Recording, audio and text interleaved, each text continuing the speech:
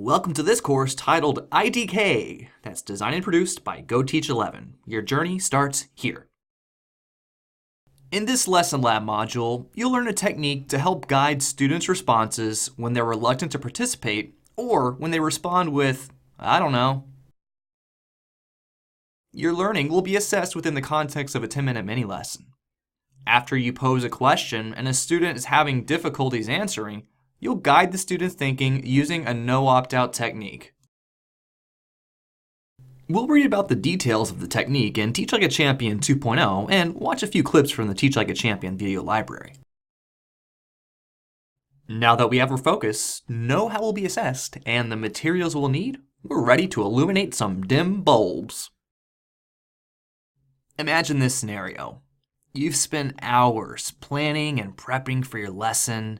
You feel like you're helping students make great connections. You ask a student a basic question, and they respond, I don't know. Ugh. This I don't know can make you want to scream. It could put a wrench in the tracks. How could this happen? What do we do? So there's three basic scenarios for IDK. The first is that the student really does not know. Despite your best efforts, something didn't stick, and you'll need to create another experience or make another connection for the student to really know next time you ask them. Second reason, the student wasn't paying attention to the question. Maybe they were thinking about what'll happen after school, or they were wondering why the Cowboys haven't made a deep run in the playoffs in decades. In this case, maybe we'll just restate the question. The third main cause, the student just doesn't want to participate and is trying to opt out of thinking. No matter the cause, we'll need to have a plan in place for when I don't know occurs. If left unaddressed, we send the wrong kind of message in what we expect from our students. I don't know. These words can save students from a lot of hard work. If we allow students to opt out of answering, we're basically giving them permission to disengage from the learning, and it's not fair to you and your planning process. No opt-out is a technique for holding every student accountable for participating. It also rehearses success in that when a student doesn't know, you help by creating a pathway for them knowing, which increases their motivation to take part in the learning. Read about the no opt-out technique on pages 94 to 96 of Teach Like a Champion 2.0.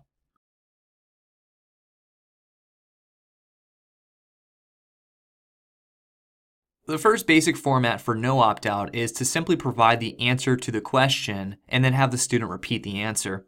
Here's an example. The ball is red. What's the verb in the sentence? Jim. I don't know. This one's a little tricky. The verb is. Jim, tell us the verb again. The verb is. This method is super simple, but it does create that additional opportunity for the student to process accurate information.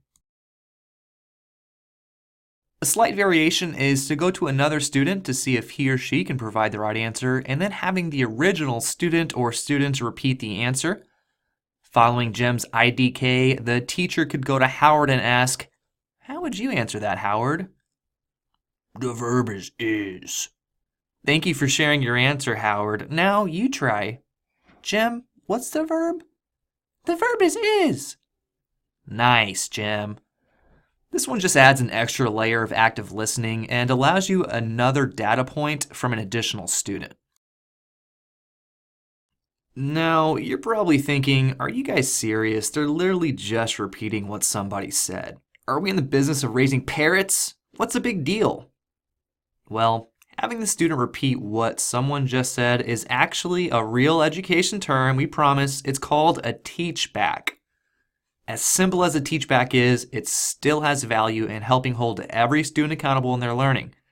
And it gives a student who doesn't know a taste of success and a pathway to comprehension. Let's continue with the third basic format of no opt-out, providing a cue. Here's an example. How many tens are in the number 345? Chan? I forgot. Okay, look at the place value anchor chart here, Jan. So what digit's in the tens place? Oh, 4's in the tens place. Yeah, Jan, you got it. A cue is a clue that we provide that helps baby step the student closer to the answer. And now for the final basic format, having a different student provide a cue. That might look something like this. How many tens are in the number 345? Jan? I forgot. Who could tell Jan a way to find the tens place in a number? Margot. The tens place is between the ones and hundreds. Yeah, Margot, you're exactly right. So, Jan, how many tens are in 345? Oh, there are 4 tens in the number 345. You got it, Jan. Asking another student to provide a cue is an expert way to troubleshooting when a student is unable to provide an answer. Teach Like a Champion offers some useful cues to help you get students back on track with their answers. We want to give students a prompt that offers useful information in a way that pushes or leads them in the thinking process, helping clarify where the answer may be found, giving clues for the next step in the process, clarifying the words in the question, or identifying the mistake are all helpful cues. This might sound like, who can help Joe find the paragraph that will be helpful? Who can remind Joe about the first thing he should look for? Can someone tell Joe what it means to infer? And what mistake did Joe make from which we can all learn?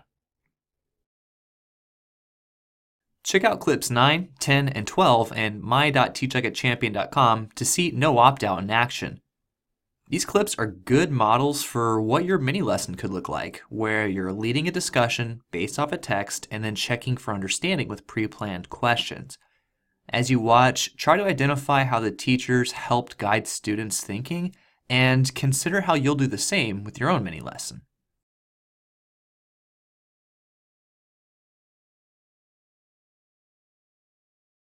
When you experience an IDK, or even an inaccurate answer, it could feel like a total momentum killer.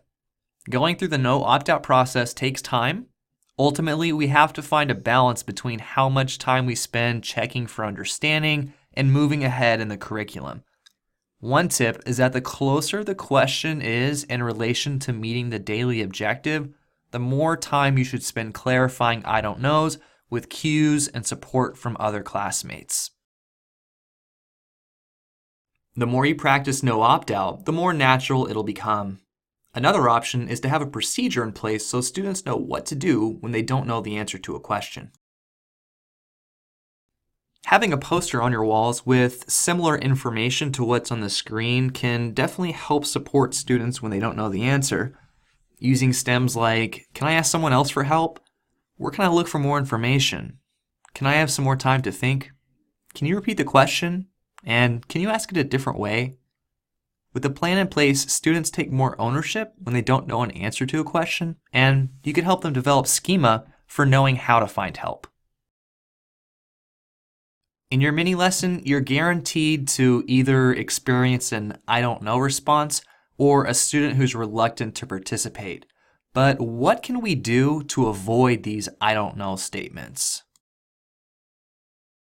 So there are a few options, and they all have to do with increasing the amount of think time. The first is, before calling on individual responses, have students turn and talk to discuss their thoughts about the question.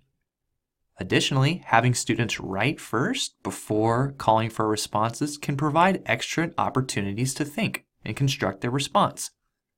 When you want to get anxious students or students who need extra support to participate, consider sharing a question or two with them in advance at the beginning of class. That way, when it's time for the question, they'll be ready and know what to expect. A rule of thumb is no matter what, you're going to experience I don't knows or reluctant responses. Expect it to happen, and when you expect it, you can remain emotionally constant, stay positive and calm, and reach for the tools in your toolbox to turn the moment into a teachable one rather than a moment of negativity. Try not to take it personally when a student tries to opt out of answering. Keep your tone pleasant and empathetic, Resist the urge to admonish the student for not listening or not paying attention. Remember, the goal is to provide conditions in which the students feel safe and are part of a community of learners. Woohoo! You've made it! You've completed your learning for this module. The final few slides will review what you need to do to be successful during your 10-minute mini lesson. Let's take a look at the proficiency rubric one more time. To earn credit for this module, you'll need to use a no opt-out technique, such as providing a cue, asking the student to teach back, or using an IDK procedure when a student is reluctant to respond or responds with an I don't know. For that extra challenge, prepare a visual aid that's related to a no opt-out procedure. Not a whole lot of prep for this module, but we nonetheless do have a few tips to help you be successful. First, consider the questions you've been developing for this lesson lab. Know that to at least one of those questions, a student is going to say, I don't know, or be reluctant to respond.